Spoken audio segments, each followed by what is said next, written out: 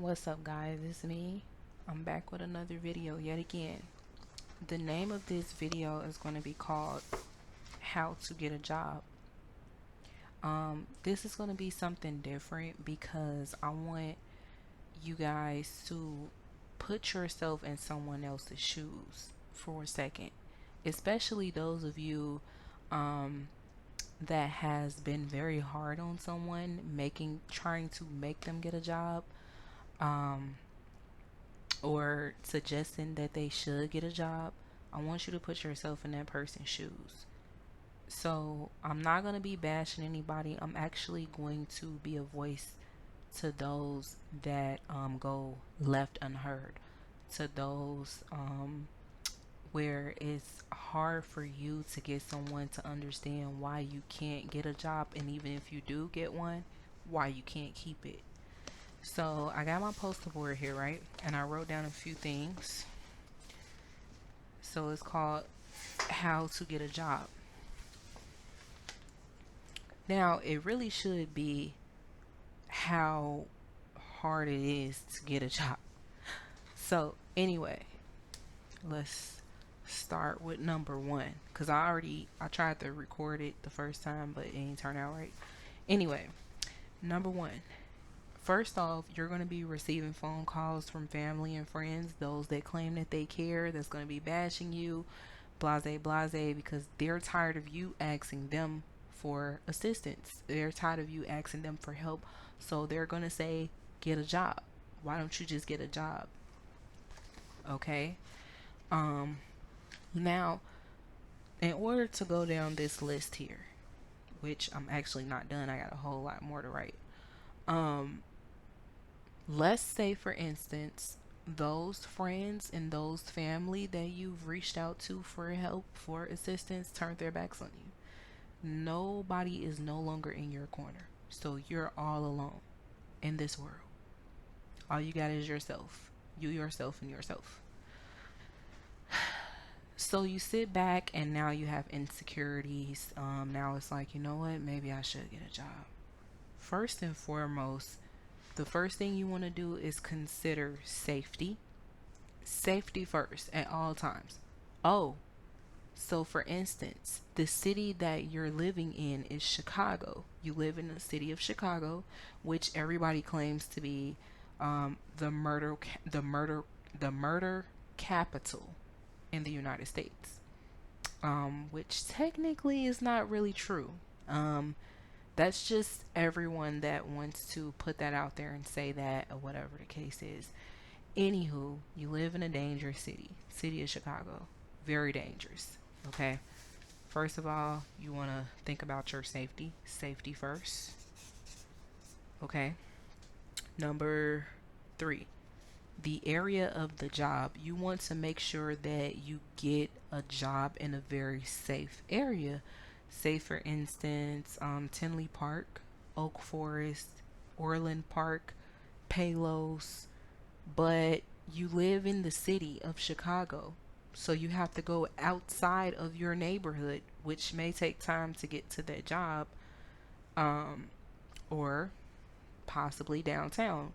Downtown Chicago is not as safe as it used to be. Honestly, it's has like the crime rate is getting really high in the downtown Chicago area. So number three, you want the area of the job to be in a safe neighborhood, right? Number four, you got to make sure that you fill out applications in those safe areas that you want to apply for. Okay. Number five, while awaiting for your application to be, should I say, pulled. Oh, wait, that should have been number five. So you have to wait for your app to be pulled. Okay. So for those of you that keep trying to tell somebody to get a job, be mindful that it takes time. It's not going to happen overnight. You have to wait for the hiring managers to pull that application. Once the application is pulled, let's keep this as number 5. We're gonna make this number 6.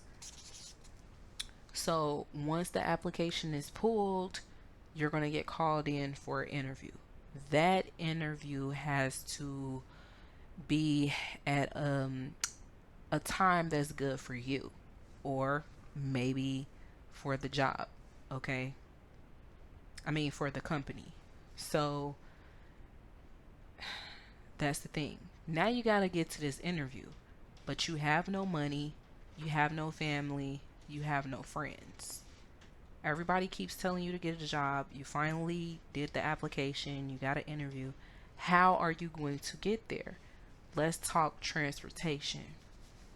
Now, number 6, we have a few options here. You got your own car, you can take public transportation, you can take Uber or Lyft, or you can carpool. Now, the first option is pretty tricky, okay? Because you have your own car, but your own car may need maintenance work done to it. You may have an issue with tires, you may have an issue with brakes and rotors, you may have an issue with the control arms. Um, you just may have some issues with the headlights. And say for instance you take a job at nighttime, or early in the morning, overnight position. You got to worry about your headlights working so that you won't be able to, so that you won't be getting a ticket consistently. Um, you got to make sure your turning signal's working. I mean, that's pretty much small stuff, but let's just say, for instance, the maintenance work. You got an oil leak. Your car is overheating. Um, you need a wheel alignment. So the fact that you need a wheel alignment, the car is shaking really bad, or the tires. All in all, you need some maintenance work. How are you going to get that maintenance work done when you don't have any support, any help, but you do have a car? That's something to think about when you try to tell somebody to get a job. Um, so next after that, we have gas money. Okay, you don't have any support, once again, no family, no friends, but you need gas money to make sure that you get to and from your destination to work for the next 2 weeks. Inflation is very high, gas is high. I would say that you will probably, depending on the location, well, if you live in a city and you want a decent job in a safe neighborhood and your car is good, you don't need any maintenance work done. You just need gas. Um, I would definitely say for 2 weeks, you will probably need about 450. Between 400 and $500 for gas itself. Gas is high, you know, but you don't have any support, no one to help you. You've reached out. That's another thing. You've reached out to the city of Chicago 311, and anybody that's from the city of Chicago 311 that has reached out to 311 in the past knows that 311 is not a help whatsoever. There is no resources in the city of Chicago, so it's very hard to get any help whatsoever. So now you stuck trying to figure out how you're going to come up with gas money um, to get to and from. That's something to think about. Next, you have public transportation. Well, you might want to think about that one, because public transportation in the city of Chicago is literally not an option at this point. If you want safety first, public transportation shouldn't even be an option at all, because it's extremely dangerous. Lately, we've been hearing about a lot of killings and shootings and robberies on public transportation. No matter what area you're in, if you get on the green line, red line, brown line, purple line, or you decide you want to take the CTA bus to get to and from work, or the PACE bus, you might want to have a weapon on you. And I mean, you really might want to try to defend yourself. But who wants to go through that? It's like a gamble. You may or you may not be harmed. So That's something to think about. Also, wait a minute, I'm missing out on something because public transportation actually costs money. It's not free. It's a little on the expensive side, a little bit. So, you may want to think about that. How you going to get some money for that if you don't have any support whatsoever? So that's something to think about. Uber or Lyft. Here we have Uber or Lyft, and obviously the fact that inflation went up, we all know that Uber and or Lyft is extremely expensive.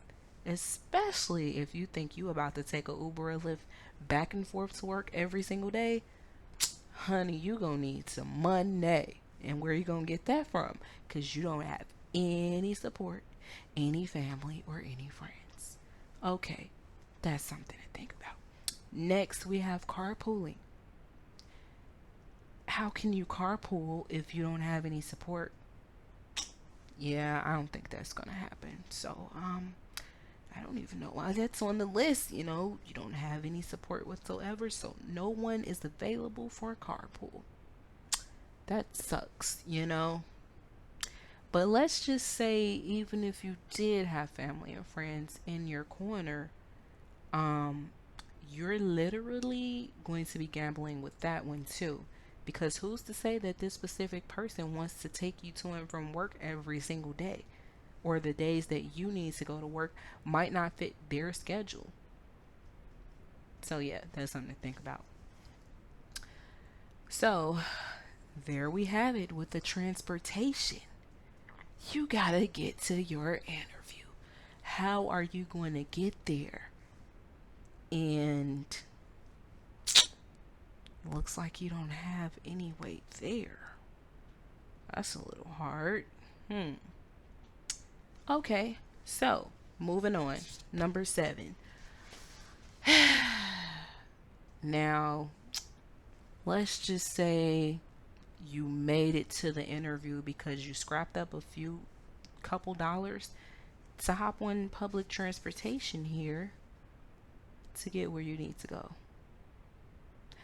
Now, let's just say in this safe neighborhood, you spoke to the interviewer and you chose something.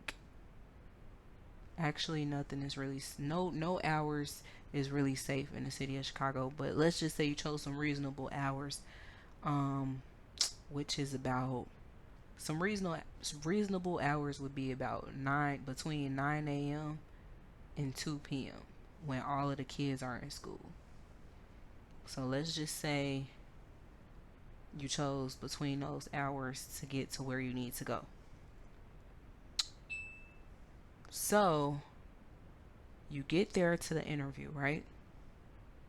You think everything is going good. Okay, now you're done with the interview, you get back home. You gotta sit and you have to worry about, is this person gonna call me back to start work? And is this gonna fit the hours that I need? Something to think about, right? You gotta sit and wait for that person that interviewed you to say, okay, we want to move forward with you. We're interested in you working for our company, you know. But they didn't call you back yet. So number 7 is going to be, let's just say you did. Let's just say you did get the job, okay? Got the job. Yay. Everybody been telling me to get a job, now I got the job. What you think I'm about to say? Because you got the job, you have no support, have no friends, have no family.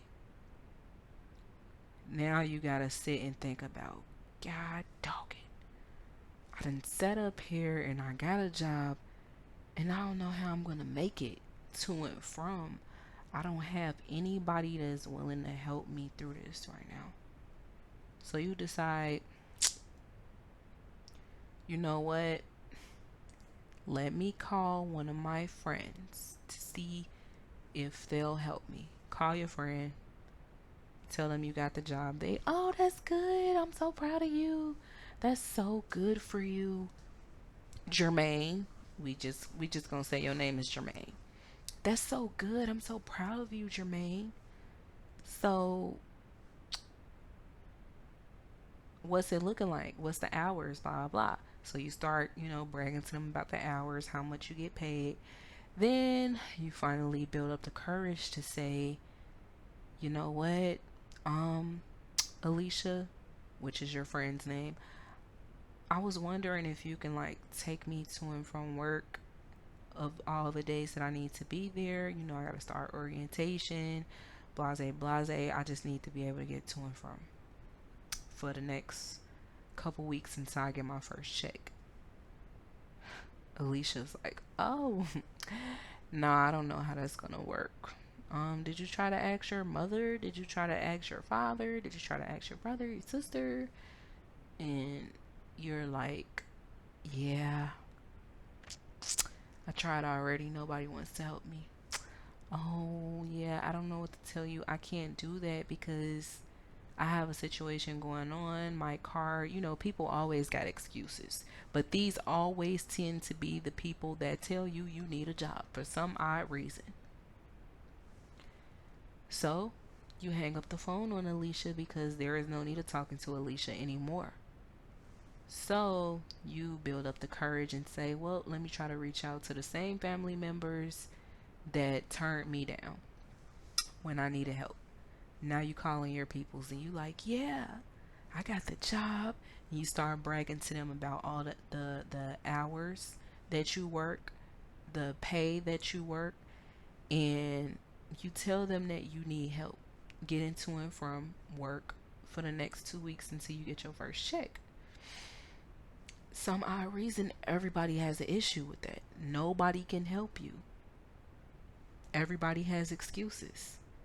So now you're sitting drowning in disappointment because you sat up here, you listened to someone or people that told you that you need a job, and now that you got the job, nobody can help you get to the job.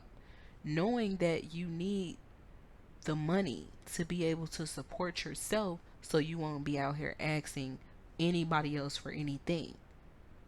Nobody can help you. What is there to do? What is there to do now? But you got the job. So now you're making yourself look bad. But it's not your fault. Don't come down on yourself. I mean, if you really think about it, maybe you shouldn't have listened to those people. Shoulda, coulda, woulda. You know what I'm saying? There is times where we mess up in our lives, and, you know, never always sit and think about it. Never let nobody else make decisions for you if you know what's best for you. I don't care who's bashing you. I don't care who's talking about you need to get a job. You did get a job. You passed through with the interview. You did everything that you was supposed to do. Background check came back clear. They pulled your application.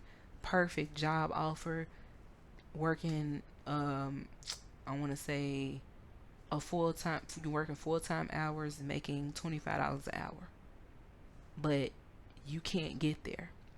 Somehow, these people that always bring you down tend to be the ones that never want to see you up.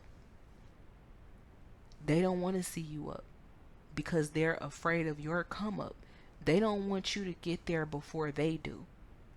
So they always find these different excuses, or they always tend to think that you're asking for a handout and you're really not. You just need that help to get where you need to be so that you won't have to ask these people for anything else. Life is hard. It's called life. We all not perfect. You know, so I'm trying to think of something else. So I'm trying to think of another scenario. You got the job. Oh, Perfect scenario. So you got the job, and let's just say you have $100 in your pocket.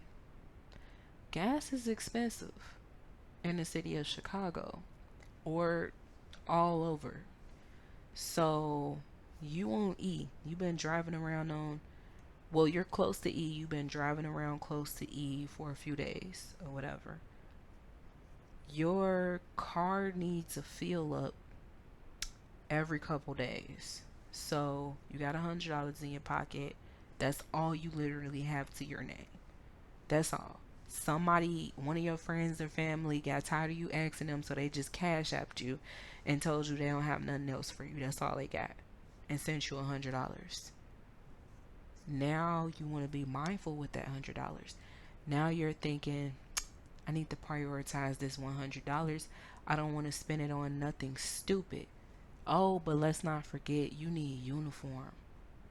You need uniform. You want to start work, but you need uniform, and it costs because they told you that you need some steel toe boots. Steel toe boots might run you about $20 from Walmart.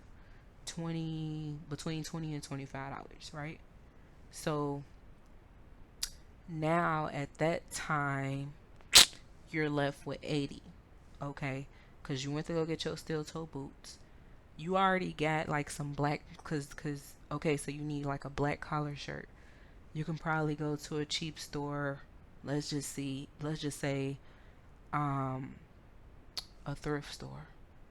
We all don't shop at thrift stores, but for instance, a thrift store to get you a black collared shirt. You already got black pants at home and you have black socks. Now you just need a black collared shirt that might run you between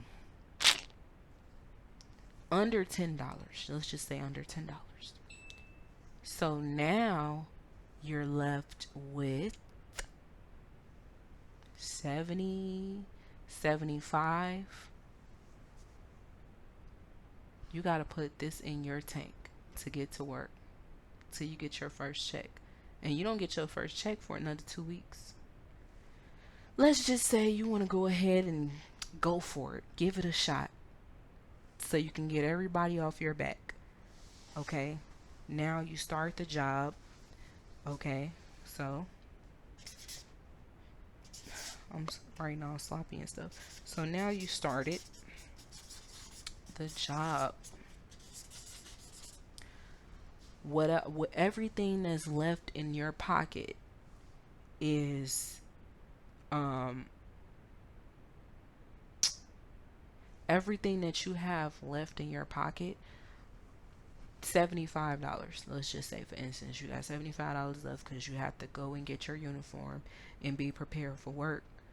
And this is all you have is $75 to your name. You go get gas.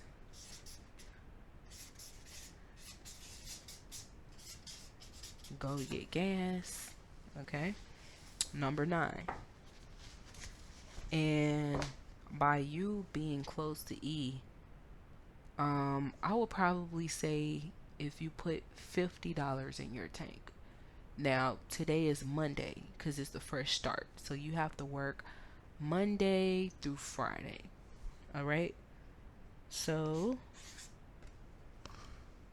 fresh start. You start on Monday. You go get gas. You put $45, $50 in your tank. You're left with about $20, $25. This, for instance, gets you close to the full notch, but just a little bit under full. So you feel like you're good to go, but then you're deeply thinking about how you're gonna make it. Then you don't want to think negative, so you just go ahead to work. So you go to and from work. You live, let's just say you live on 45th and King Drive. Okay? Let's just say you live on 45th and King Drive. Your job is in Tinley Park.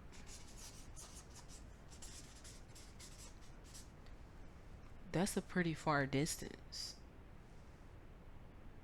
You don't need any maintenance work done. You just got to make sure that you get to and from with enough gas.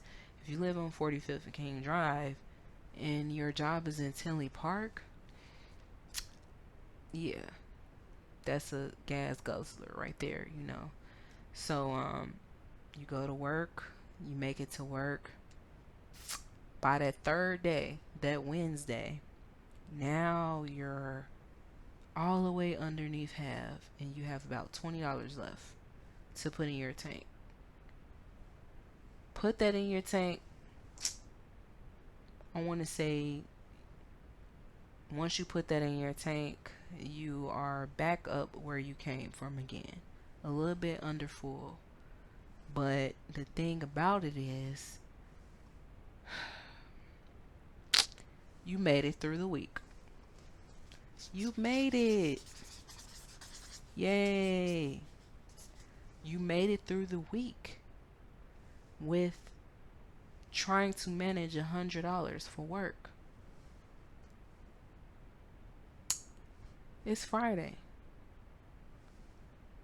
You got to make an errand in the morning. Um, Actually, take that back.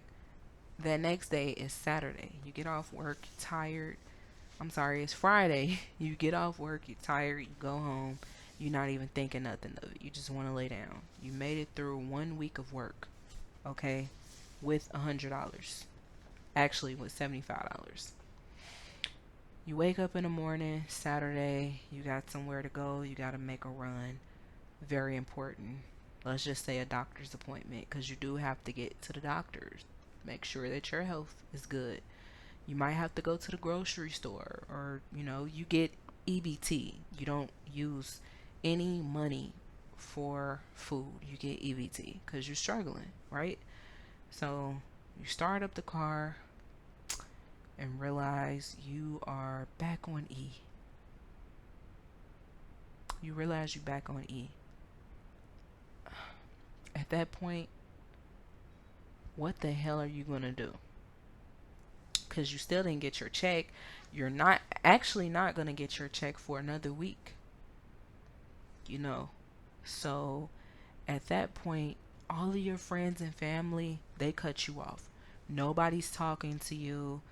You see people talking about you on social media, but it's nothing, people bashing you, blase, blase, saying that you need a handout. I mean, you're looking for a handout. You try to make things work with your friends and family. You try to reach back out to them to ask for more help, but nobody's answering the phone for you, literally. Everybody has still excuse after excuse after excuse, so you out here by yourself. You trying to figure out how are you going to get to work that next week.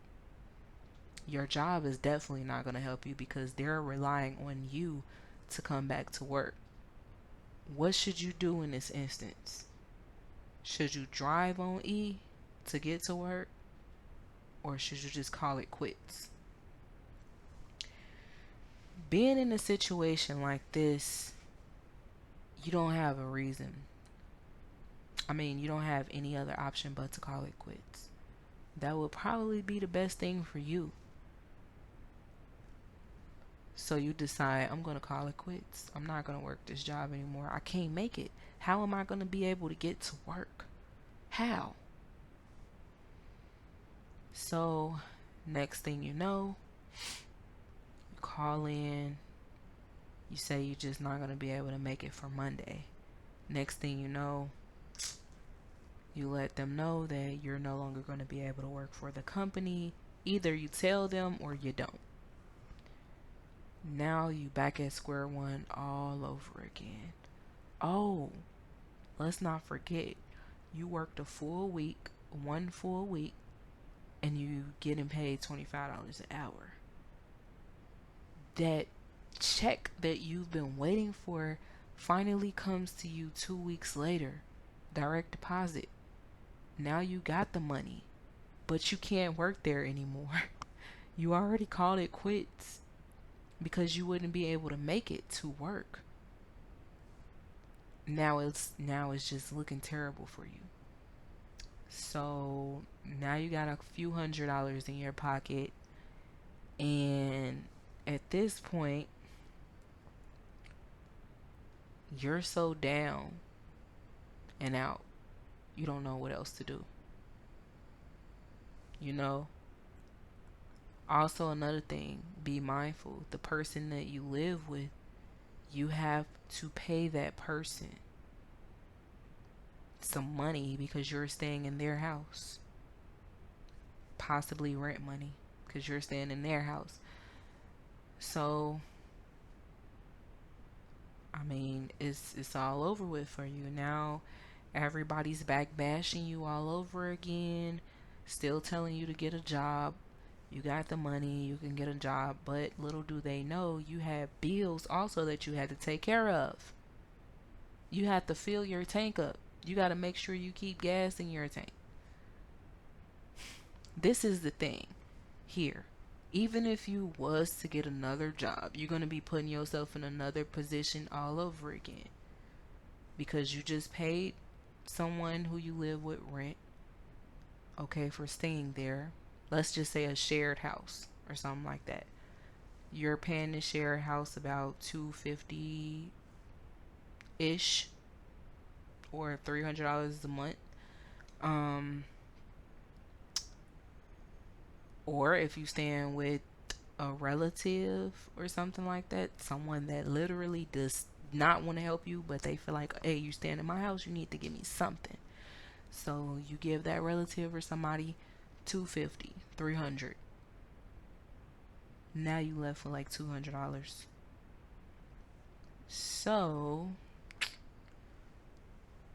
that's also because you have to pay bills and stuff. You still got to make sure you pay your bills.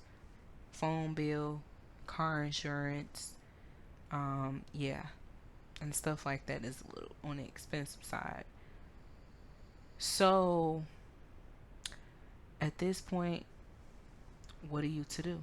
You don't want to put yourself back in the same situation. Oh, mind you, how can you in those other jobs didn't even reach back out to you but one? You applied to multiple jobs, okay?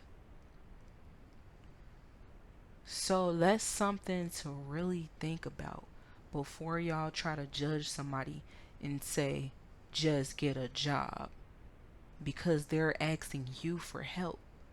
Some people, it's most people out here that they don't just want handouts. Nobody just wants a handout. Oh, here you go. Here's 40. Oh, here you go. Here's 400. Oh, here. Nobody just wants handouts. People out here really do need help. But when you got family and friends turning on you, what exactly can you do? What exactly can you do?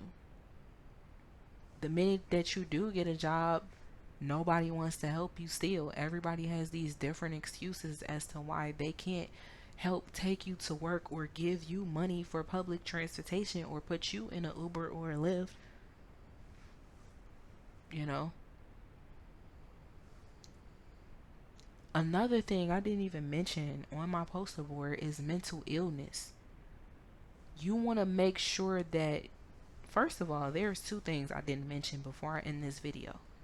You have mental illness, okay? Mental illness is a number one sign why most people do not work. You have to be mentally stable to work. If you're going through a situation where you just lost your kids to DCFS, or rather you just lost a close loved one, how can you work? How can you work in your mindset? You're not even in the right mindset to be able to work at this point. You got to become mentally stable because you don't want to go on a job all discombobulated in the mind, and then next thing you know, you getting into fights with people on a job. Next thing you know, you getting fired and arrested at the same time. You don't want to put yourself in that position. You want to be mentally stable to be able to work. Physically able is another one. You never know if the person that you're telling that needs to get a job is physically able to work. Their ankles could be swelling up every 5 minutes when they're on their feet. Their knees could be hurting every 5 minutes when they're standing up on their feet.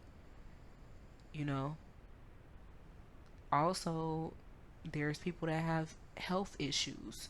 You don't want to be mindful of telling somebody to get a job and you're not for sure if they got health issues or not. When you telling somebody to get a job, you need to ask them these things before you tell them to get a job.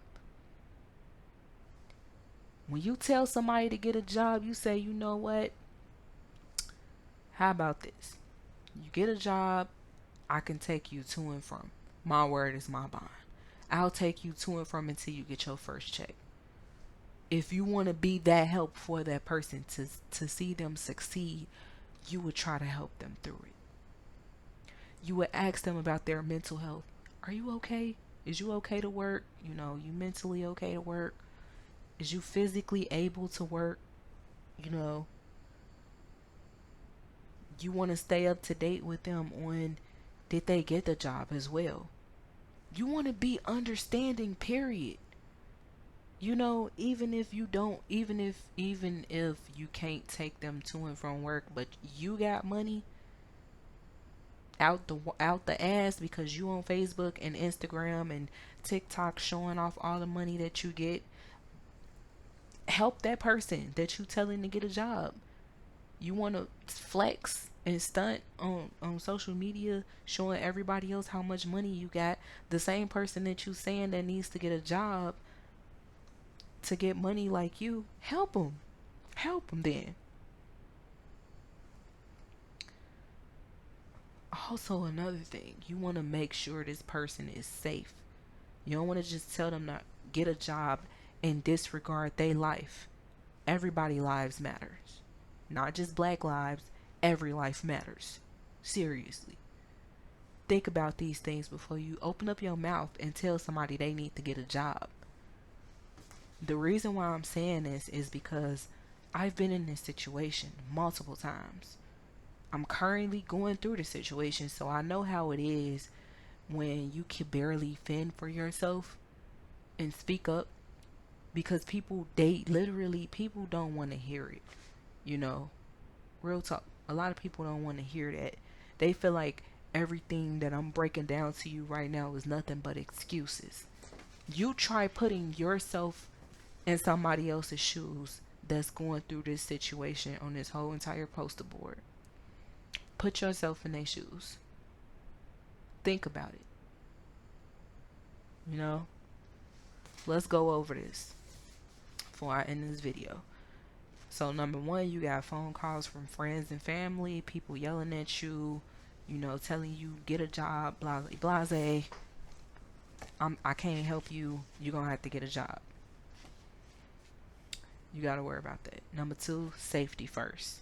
You want to make sure you're safe at all costs before you even try to apply for a certain position in a certain area. Number three, area of the job is a safe neighborhood. You want to make sure that this area is a very safe neighborhood.